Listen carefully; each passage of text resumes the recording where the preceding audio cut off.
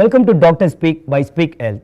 Speak Health is an online education and awareness platform that empowers users with knowledge and enables them to take better responsibility of their treatment. We have with us today a panel of noted eye doctors who specialize in glaucoma.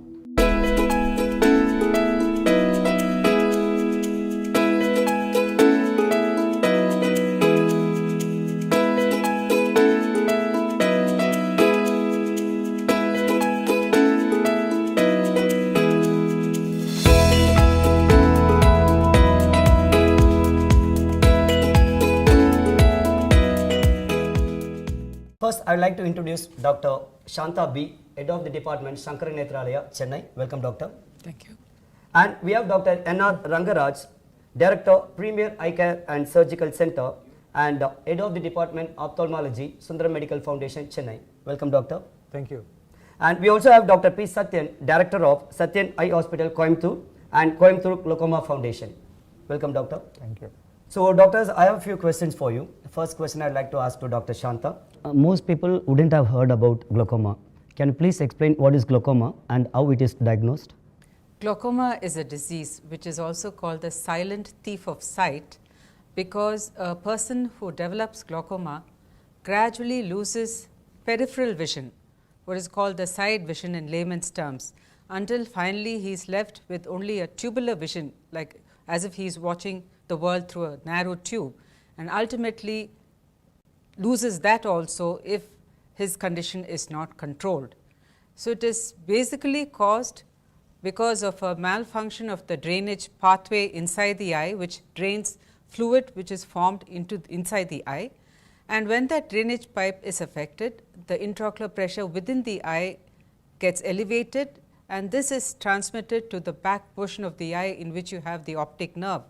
The optic nerve connects the eye to the brain, and when this is affected by intraocular pressure, nerve damage ensues, and that results in decrease in the peripheral vision.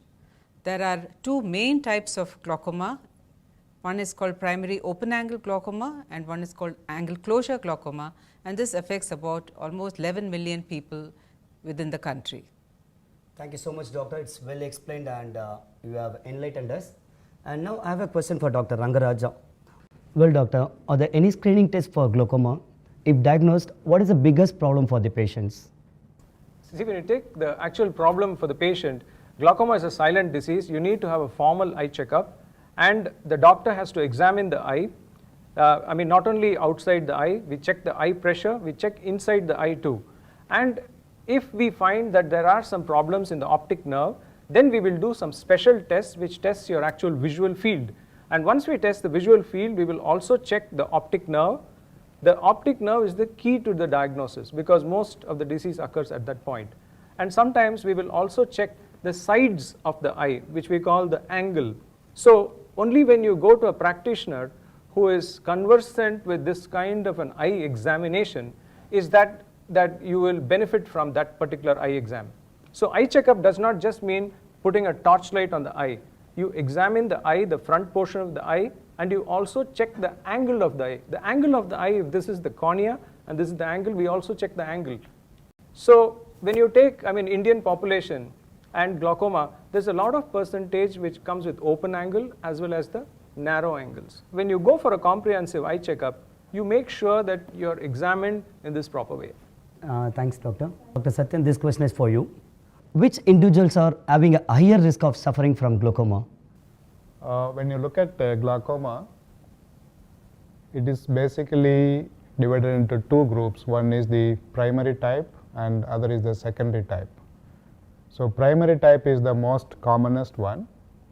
When you are looking at the primary type, there are various risk factors, like the genetic factor is the most important factor. I'll just give you an example. When the parents are affected with the glaucoma, if the children are below the age of 40, then the possibility of children having the disease is between 13 to 25%.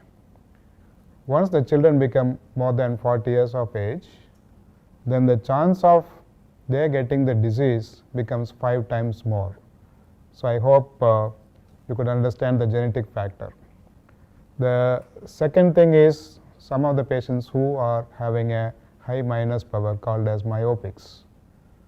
When the myopia is more than 1 diopter, then probably there is a chance that these individuals may have a higher risk of developing glaucoma.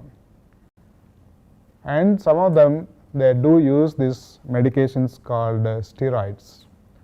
Steroids in any form, it could be your injections, it could be the tablets, it could be the ointments, it could be the eye drops which you are using. Steroids in any form over a longer period of time is one of the other major risk factors, especially in countries like India, where you can just go out to any pharmacy to get your medications. So that is one of the other risk factors. Then when you are looking at the secondary glaucomas, most likely the injuries which is caused by, could be your industrial injuries, it could be your sports injuries, it could be any type of injuries over a period of time. Or some of them have eye inflammations. Then there are the tumors, or otherwise called as the eye cancers, or those who have diabetes for longer duration of time, they might have bleeding in the eyes. So doctor, what is the treatment for a person suffering from glaucoma? Glaucoma treatment mainly consists of medications. By medications I mean eye drops which can be applied to reduce the intraocular pressure by reducing the fluid formation in the eye, or eye drops which increase the outflow within the outflow pathways in the eye. So, when eye pressure is reduced, that reduces the risk of damage to the optic nerve, and that reduces the risk of progressive loss of peripheral vision. These eye drops have to be used on a daily basis, and the dosage can vary from 1 drop a day or twice or thrice a day depending on the type of medications. They all have their side effects. They can cause burning and itching and dryness, but these patients have to use them for a lifetime and they have to be regularly followed up. Laser treatment is required if the medications no longer work, because glaucoma is a progressive disease and worsens with time. So, once medications no longer take care of the pressure, then laser treatment may be offered, and if that does not help either, surgery may be required to reduce the eye pressure. But the important thing to note is that one surgery does not cure the disease, it does not reverse the damage. A person may require more than one surgery during their lifetime to keep the control of glaucoma. In the long duration treatment, is there any challenges? Yeah, the challenges are many. Glaucoma is such a disease that you make the patient your partner to fight against blindness. So, I typically tell my patients, look, you are coming to me, I do diagnose glaucoma, yes, there is a certain amount of damage. Our challenge is to keep the damage as it is, and if you follow a pattern of putting your eye drops, the challenge is you need to put eye drops at regular intervals. So, the challenge is that you need to persist with your medication, go for regular checkups to your doctor, then do the tests which the doctor chooses for you in the management of your condition. Sathyan, do you like to suggest some lifestyle changes for the glaucoma patients? In glaucoma, most of the time you can just be normal like other individuals. You don't have to be really stressed out, okay, you have glaucoma, I am so depressed, no need to be. There are a few things that one can look at when you have glaucoma. One is, a lot of people have the habit of drinking 1 liter or 2 liters of water in the morning. So what happens is, when there is a volumetric change, the fluid increase in the fluid intake, there is a possibility for some of them the pressures can go up. So better not to drink 1 liter at a time. You can drink water, but not at a time. That is one thing. Second thing is, if you are wearing the neckties, don't try to wear a very tight necktie, which obstructs the blood flow to the optic nerves or to the eyes. So that is second thing. Third, when you are doing the exercises, some exercises where you may have to hold the breath for a long time, or when you are doing the yogas, don't try to hold the breath for long duration of time. So that is very important. And again, when you are doing the weightlifting, same thing happens. You might be holding the breath for longer duration of time. So try to avoid any very heavy weightlifting things. The next thing is head down exercises, like when you are going down with your head down. So try to avoid head down exercises as much as possible. In some of the things you may have to go for like that kind of an exercise, so you can try to avoid that. Otherwise, you can watch TV, you can read newspaper, you can drive your car, as long as your peripheral field of vision is all right. If you have a very tubular field of vision, probably you may have to have some amount of restriction, because you may hit some of the cars or whatever the vehicles or individuals. So that can be possibly avoided. So these are some of the lifestyle modifications when you have the glaucoma as a disease. Well, doctors, I have one final question for all three of you.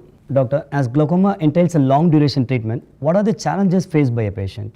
I think one of my final messages would be that if you are about the age of 40 and you have a relative who is suffering from glaucoma, make sure that you undergo a comprehensive eye evaluation every 3 to 4 years. Even if you are told that you do not have the disease the first time, the risk of glaucoma increases with increasing age, especially when you have a relative who suffers from glaucoma. So continue getting a regular checkup for glaucoma throughout your life, and try to rope in as many of your relatives as possible in getting these checkups done. You've been diagnosed, with an eye disease, which is probably quite common, and you should understand what is happening to your eye. That's very important. Once you are a partner in managing, it makes the doctor's work simple and the fight against glaucoma easier. If you understand why you are putting the drops, why a particular surgery is done, and sometimes there is a misconception that when you do the surgery, the vision becomes better. No, vision does not become better. What we are trying to do is basically, when rain gathers in your house, just make a small hole and send it to your neighbor's house. So that's what we are doing. So understand in very simple terms what you're suffering from. It makes it very easy for you to manage the disease and to be cool about it. So once you have been diagnosed to have glaucoma, don't get tensed. First relax. Don't have to have so much of anxiety, or you don't go into the depression, not necessary. But once you have been diagnosed to have glaucoma, make sure that you apply your medications regularly, don't miss any of your drugs. Second thing is, as advised by your doctor, visit the doctor at periodic intervals to make sure that your pressures are under control, your field of vision is being checked, or what are the required investigations have been done to make sure that your eye disease or your glaucoma is under control. And the second part is, make sure that your family gets screened for glaucoma. That is going to be the key factor. If you have the disease, your brothers and sisters and your son and daughter, your parents, everybody needs to go for a proper eye examination to see whether they have glaucoma or not. Once it is been examined, for example, today, it does not mean the glaucoma is not going to come next year. You may develop glaucoma over a period of time, so your family members need their eye checkup every year, possibly over a period of time.